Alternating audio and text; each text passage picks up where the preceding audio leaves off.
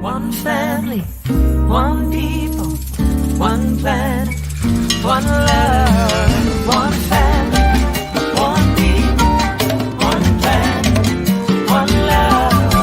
One family. Good morning, everyone. Welcome to SoulCall Sunday. Thank you for joining us. We apologize for the slight delay. We're just having a little technical difficulties this morning because I think yesterday was May 4th. May the 4th be with you. We were doing some serious meditation in here. Thank you, everyone. To get ourselves up, we want to thank Ethan for jumping in for Aiden this morning and sending out positive vibes all the way around. So welcome to the month of May. And this morning's talk, because yesterday was May the 4th be with you, May the 4th be with you, I thought it would be an interesting conversation today to talk about the source of the force. What is that when we say that? The source of the force. Rumi, as you know, would have said it as, come to the root of yourself. And then it sent me down a little bit of a rabbit hole, or a portal, if you will, of trying to find some scientific background and some scientific proof, as a la Albert Einstein, in that unified field theory, right? What is that? That's the force field of love. And science has been trying to prove that there's an energy for a long time. You could spend hours on the internet researching the science behind love and you'll find nothing. It's the word associated with the energy that's the challenge. There's no denying that there's an energy. So it's the source of the force, where it comes from, how it comes, how it goes, but never leaves. How it goes, but never leaves. So it's in our cells, it's in these bodies. When these bodies kind of wear out and break down, and that force leaves this body, it doesn't really go away. I think about, this is very, the first thing that pops to mind is like listening to, I think it was Orion Mountain Dreamer, and other people talking about garbage. When your garbage goes away, where's it away?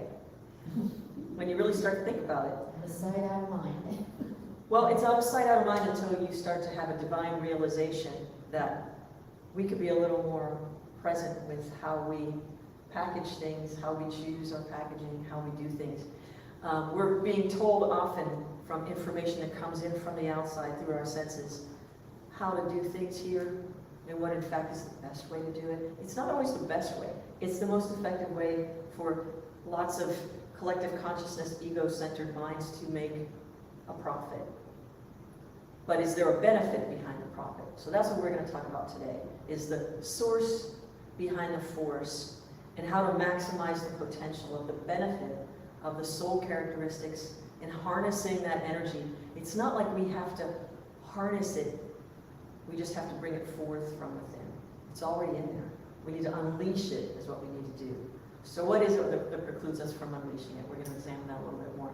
So this morning, as every SoulCall Sunday starts, we're going to start with a practice of Qigong, which is understanding, helping that traditional Chinese medicine of creating the awareness of relationship between energy and matter as it pertains to these human forms. And we've got our very own Sifu, Helen Yi, is going to join us this morning. Here she is. You're going to have to shift with me like we do with this thing here because I got that fancy camera that follows people. I always feel somebody yeah. Smooth. You know, smooth transition. We like segues. Good morning, everyone. Good morning. Yes. All right. I would like to awaken our body cells and get energized through our mind's intention of connecting to that source. So go ahead and take a deep breath in, filling all the quadrants of your lungs. Hold it, and then exhale. Let's do that a couple more times.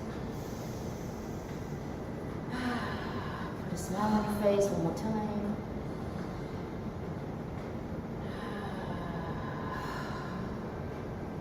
Now bringing your arms up, get on your tippy toes, and whoosh. Let's do that 2 more times. And call that the night Nike Dunk. No. Okay, and from here, go ahead and tap on the facial areas, along the sinus cavity, up into the temporal area, onto the top, where the byway and the crown chakra is. Come around to the back, over into the occipital ridge. There's a lot of attachments. Come back to the side, grabbing your ears and just giving a nice massage. There's lots of acupuncture points here, stimulating those points, awakening the chi channels. That's right. And now from here, yeah, that's it. And cup down the inside of the arm, the outside, over to the other side, stimulating the meridian channels and pathways, coming down onto the torso, and then hitting the sternum. This is called the thumb. Yes, the thyroid thumb. Yes. Like a new dance. It is, right? And now I want you to put your hand on your chest and one on your abdomen. And I want you to rotate your ribs, your rib cage in one direction, slowly. And then reverse the direction, keeping your hips stabilized. So you're just going to move the intercostals. And then reverse again. Really opening up in between the ribs, giving that mobility, some space, and energy. And now, from here, we're going to stabilize the ribs, and we're going to just rotate the hips. So going in one direction, to the side, to the back, side, front. Kind of like what you see belly dancers do, only they're really good at it.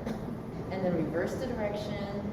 You should be able to feel some release in the hip and the pelvis area. All right, and now placing your hands on your hips, and just doing a rotation, and then reverse, and then coming down onto the outside of the leg. You're stimulating all these chi channels. So just awaken up the energy all throughout our day and have a great chi day. Thank you. Oh, the meat thing? No, you. Stubborn? No, you're supposed to. No, you go. No, you go. You go. Segues. Last month it was the eclipse. This week it's just sheer nonsense. For the sake of it. Yeah, I think you should put that on your website, the Chi Channel. Chi Channel. Don't you think so? Yes. Yes. I think so. Okay, so you can pay me later for that idea. I got a million of them. So this morning we're going to take that energy in the month of May, which is a very permissive month. It's the month of the divine feminine. It's the power of bringing forth from nature all that bursting forth. And so this is a song by Seeker 7 based off of Psalm 23 as it was originally arranged by Bobby McFerrin, but we recorded it. So allow yourself to meditate on this gorgeous Psalm 23. The Lord is my shepherd, I have all I need. She makes me lie down in green meadows, beside the still waters she will lead. She restores my soul, she rights my wrongs.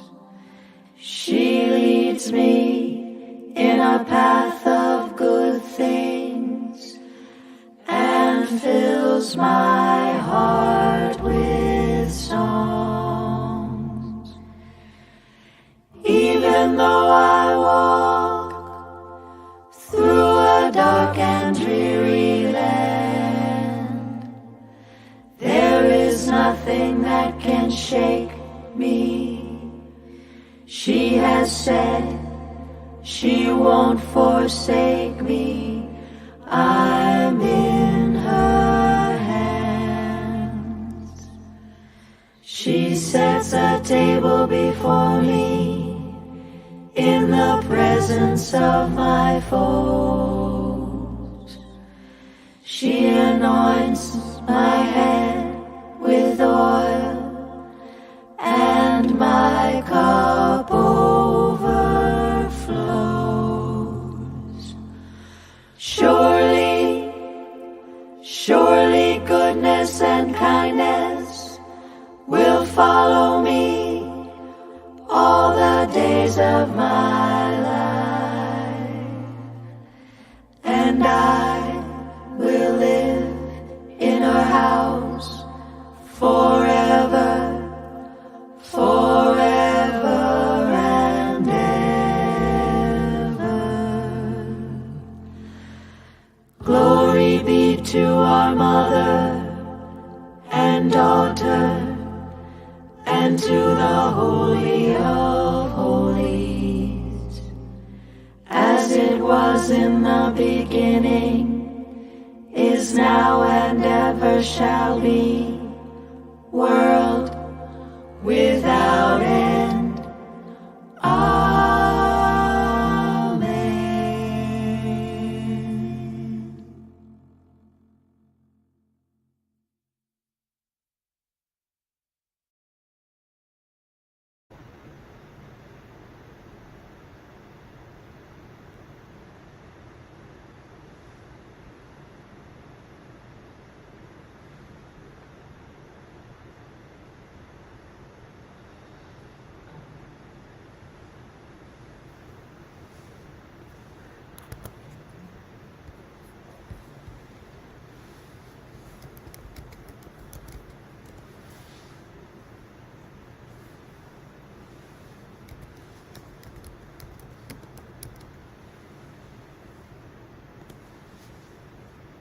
Not sure what's going on.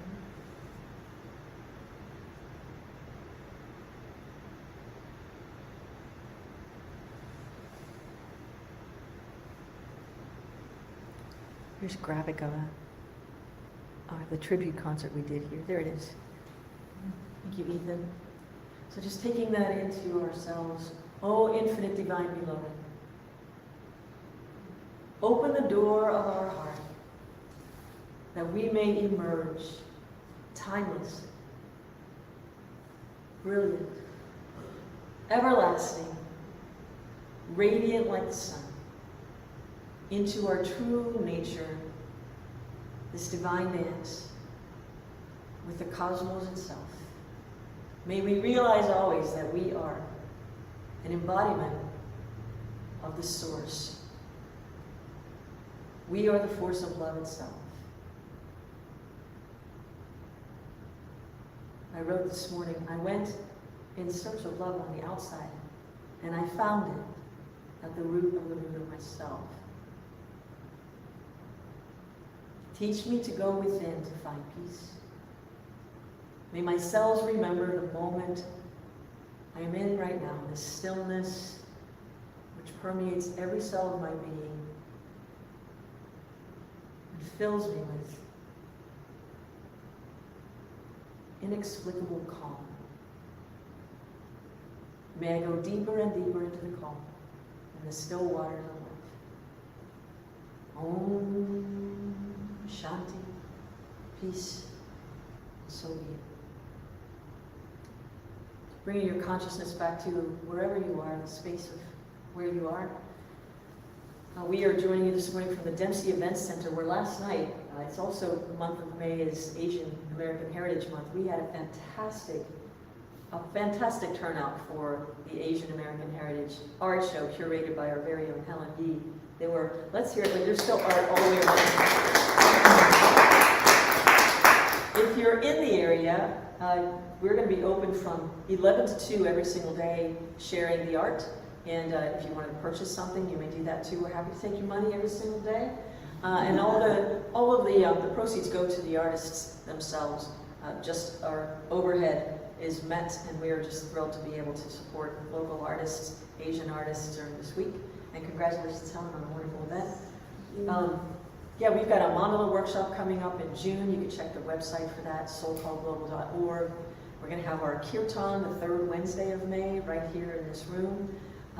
You've got to join us for one of those. We're going to be live streaming it and doing it in person here at the Dempsey. And all these soul nourishing things that we can think of through the arts. So talking about the source is the force. When we talk about the power of love. If we're asked to define love, as Rumi said also, when I went to write about love, the tip of my pen wrote. There's nothing larger that you can get around. In order to write about something, you've got to be able to get around it to try to bring it into words. And you can't get around it because it's everything. So I've been, as you know, I like to read the Bhagavad Gita. This is definitely not a page turner, nor should it be. This is a very, very condensed version of the Bhagavad Gita, which in fact is part of the Mahabharata, which is like the big, the spiritual texts from India. And I got to this one part in here. I'm going to try to read with you without my glasses. I might make up a word or two, but you'll get it. Where it's talking about the infinite manifestations of the unmanifest spirit. Infinite manifestations of the unmanifest spirit. What does that conjure up when you hear something like that? It almost sounds like an infinity symbol where at the middle it makes sense, but once you get out one word past where you think you got it, it turns into something else. In my mind, that's what it does. Does that make sense? Did I just confuse you too? And it's supposed to do that. In a way, there's no way to comprehend, like the ego mind likes to have an exact understanding of something. And it likes to be very linear with it. We want to know that which can be known by the faculties which support ego knowledge, empirical knowledge. So the senses aren't going to bring us to the greatest state of awareness in and of themselves, but the senses can bring us in. All the senses, we take things in. Where does it go when it comes in? Some people say the mind. Okay, then from the mind, what happens?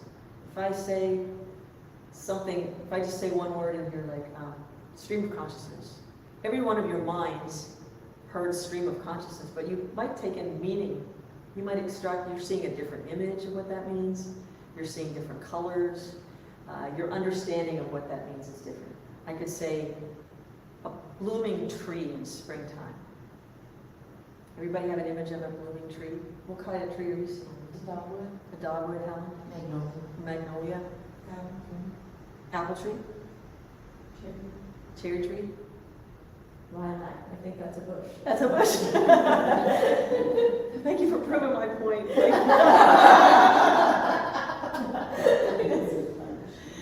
So then what is mind? Mind is not the absolute either. It's consciousness behind the mind. The mind is a series of connections, neural connections, abstract thoughts that come together in a way that help us to make sense of the world. Mind is a construct of ego thoughts, emotions, sensations. Like last night, if you came here and had a great time at the art show, when you think of the Dempsey, you'll think of, this is the only time you were here, you'll think of that art show and that place. They're amazing. If you were here for our kirtan, you'll say, what a peaceful place that is. I love it. Whatever it is that you experience, your mind will put it together for you in a particular way. But then there's something behind the mind that allows you to have the feeling, but there's something behind the feeling that allows you to have the two of them together, but it's the consciousness that we're after. It's the unmanifest that can be whatever it needs to be for you at any moment. And that's what we're after. Because that, because it can become anything, it can also become nothing at all, which is the soul, which is everything. You see, manifest and unmanifest. It's all of it. And it can show you things beyond. When you go deeper insight, it can show you things beyond even if you have the most brilliant intellect of any human who's walked the planet, there's so much more beyond the intellect than we'll ever know linearly. But we can fully realize in consciousness by going through the door of the heart, which leads to the soul. So the story in the Bhagavad Gita is beloved Arjuna, who's like the greatest disciple of Lord Krishna. And it's this battle of the mind, like good tendencies, bad tendencies, on the battle of Kurukshetra, What did they owe Arjuna? Who wins? And maybe this battle happens every single day. At the end of the day, if we make a habit of, I've said this before, like my habit is, which tendencies went out today? Did I live chiefly by ego things or by my soul? And if my ego went out that day, that means the remedy for that is more meditation for me. To remember to turn all this off and not be so governed by the things that I think I need. And realize the only thing that I can take with me is the energy that I can produce of that force. May the force grow with you. May you be the force. When you walk into a room, may it just be like, what happened? Something shifted. There's a disturbance in the field, right? And may it be a pleasant one. May you be a great disturbance, like a disruptor of chaos is calm. Somebody walks in and all of a sudden everything feels, all right. Think of a time where you were called upon to be that source of calm. I just need to hear your voice and I feel better. Anybody ever say that to you? Or I'm too calm, I need some chaos, can you come over? You know, whatever it is that you need at the time.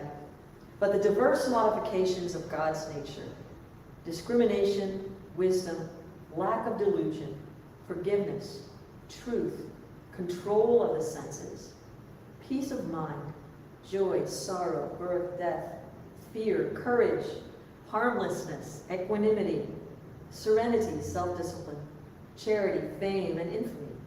These diverse states of beings spring from me alone as modifications of my nature. Think about that.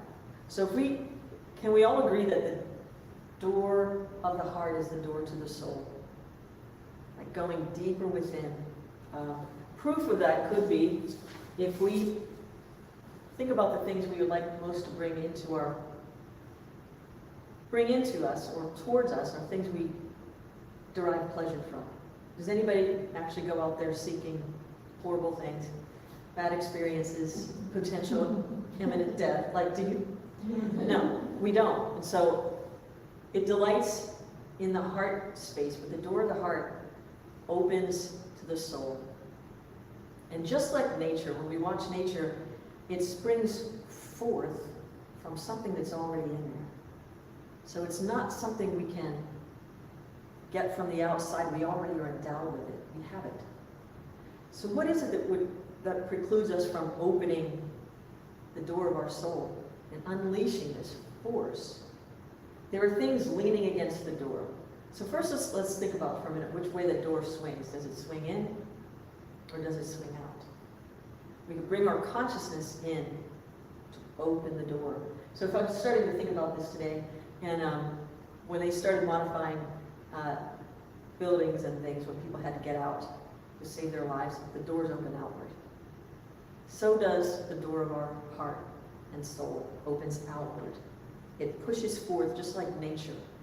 It builds and builds and builds, and then bam, here it is, it's out. It doesn't keep it all for itself. And it doesn't pull anything from us to do what it needs to be doing. Nature appreciates us, but it doesn't really need us. Like, it doesn't need us to pray under the tree and say, please bloom today. It's going to do it anyway, because it's like the song, God bless the child, it's got its own. It's got its own, and it knows. It's here to help us realize that we've got our own too. So in this pushing out, what is it that's leaning against the door that might preclude us from pushing this force of love out into the world? Once we become fully awakened in the fact that we are these luminous beings, there's that saying that one moon gives more light than 1,000,000 stars. Might be 1,000 stars, but it's probably technically more than 1,000,000, right? Become a moon among stars. Recognize yourself. But what's leaning against the door are the things from the world that tell us to be afraid. Be afraid to open your heart. Be afraid to be loving because you're going to get hurt. Be afraid to not do it the way you're told because you might get hurt. Be afraid to speak up against violence. Be afraid to speak up. Stay in line. Do not. And what it does is it, little by little, takes away the courage needed to just, I am going to live my love. I sing my love into the world. That was a nice chant by Jack Fowler and Christy Snow many years ago. I sing my love into the world. Remember we did that? I sing my love. Do it. However, I dance my love. Whatever it is that you do, I bake my love. I make my jewelry with love, like I do Dia, I do Qigong, whatever it is that we do with love. The more we let go of fear, which is all those things leaning against the door. If just once you got a hold of how powerful you are, we are, you would just blast the door like dynamite. All that stuff would be clear, and you would just walk out into the world in a different way with the confidence knowing that the source is the force which powers me, and I'm safe. I'll go back to the source. We're here for a time, just like nature. Does its thing, the leaves fall. It goes into winter, and it looks like everything's dead. It's not dead. It's repurposing, reordering at a higher level of functioning, and it'll be back next year. So do we. We come and go. So this energy is endless, boundless, timeless. Those who are not with us in body anymore are not lost and forgotten. It's like our apparatus which can tune into the subtle forces. The more we can become still and calm at the center, we can see all of this energy moving around us, feeling around us, the vibration of light and the vibration of love. So this month, happiest is the month of May. I wrote a little poem a long time ago. Happiest is the month of May, because it says, yes, you may play all day. Yes, you may dance and sing. You may do most anything. It's a little Dr. Seussy. But it's just fun. It's just like, it's crazy chaos of joy. Like, it's just, look how creative I am. It's showing off now, and it's out. It's like it's been pulled up, and it's just like, and that we watch our cycles of school. Kids are all getting out of school. They've been cooped up and learning things, and all right, now they just need some time to integrate all of that wisdom with the world they live in, right? We can do this every single day too. The more we start life with beginner's mind every day, the more fun it is. The more we realize, I can learn something today without even thinking about it. I can just be present and keep my heart open. It's the hardest thing we get to do here, is to, in the face of anything, keep your heart open. Because it's painful to get it blasted open. I can tell you that right now. There are many things that happen, like grief is it's probably the deepest one in the Bhagavad Gita. Also, it says, of all of the delusions, grief is the deepest. It's the biggest one. Because we really believe, because of the way we feel, that this being is no longer with us, when in fact they are. It's just we who become so attached to form. So it's in non-attachment that we have greater realization of light, of love. And you'll become crazy as a loon, as they say. You'll just start laughing, because you'll see it everywhere, and you'll think, oh my God, how did I miss that all these years? And being gentle with yourself in the process too, because it takes some doing. When you see little kids, little babies with rattles maybe, when they're first starting to grab things and realize if I move my hand, this thing makes a noise. When you try to take that toy away from the baby, what do? They squeeze it, and they want it, and then they'll scream. But you're trying to replace it with something better, or maybe that you think would be more fun for them. No, you're going to love this. They don't want it. But the infinite does that with us too. Like, don't cling to the thing. I remember this movie. Have you seen the movie Harold and Maude? It's a B movie. It's a great movie. You've got to check it out. Harold and Maude. It's from the 70s. You got to get past the first scene, and then you'll get what the gist of the film is. But in one scene, this young man gives a woman a really precious diamond to express his love for her. And she just takes it, just so taken with it, and then throws it right into the river. And he goes, why did you do that? And she said, so I'll always know where it is. I'll never lose it. It's just like, wow, So what the infinite gives you, the sooner you can keep it circulating. Stay in the current of life force. Stay in the current of life force. And make our happiness unconditioned by outer conditions. And have more happiness inside. That's kind of the key to the soul ego. Harness the senses so that the ego is in service to the soul. And watch how much more fun your life gets. All the way around. It's just joy-filled.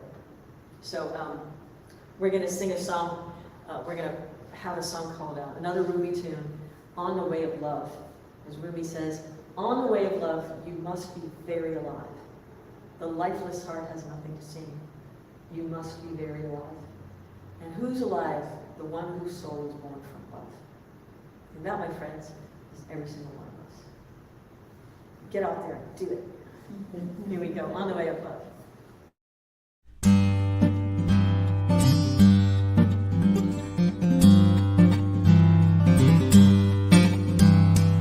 On the way of love, you must be very alive. A lifeless heart has nothing to sing. You must be very alive.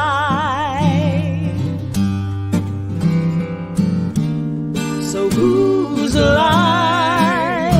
The one whose soul is born from love, whose soul is born from love.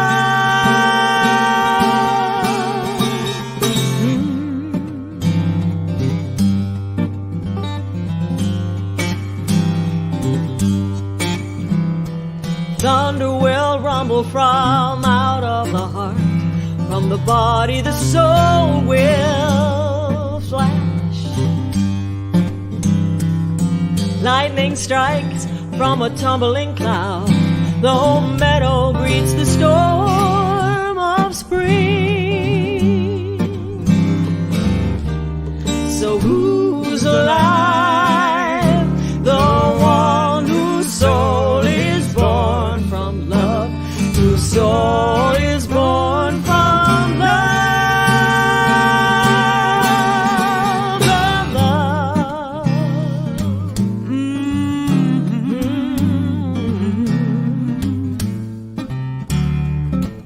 In love, search for us. In us, search for this. In love, search for us. In us, search for this. In love, search for us. In us, search for this. In love, search for us. In us, search for this. In love, search for us. In us, search for this.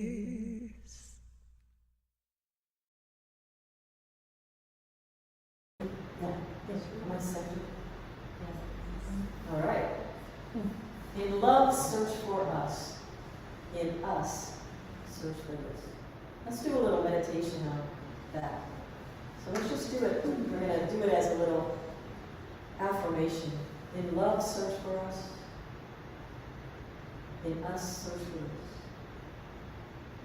In love, search for us. In us, search for this. In love, which is everything, force field, the source of the force. In love, search for us, and everything search for us. In us, search for this. In love, search for us. In us, search for this. In love, search for us. In us, search for this. In love, search for us. In us, search for this. As you're making your way throughout your day, may that be your mantra for the day. In love, search for us. In us, search for this. And you will be at the point, at the confluence where in becomes out and out becomes in. And that infinity symbol, that you'll be the sacred center of where in love searches for us, and us are searching for this. That's where it happens. You are the center.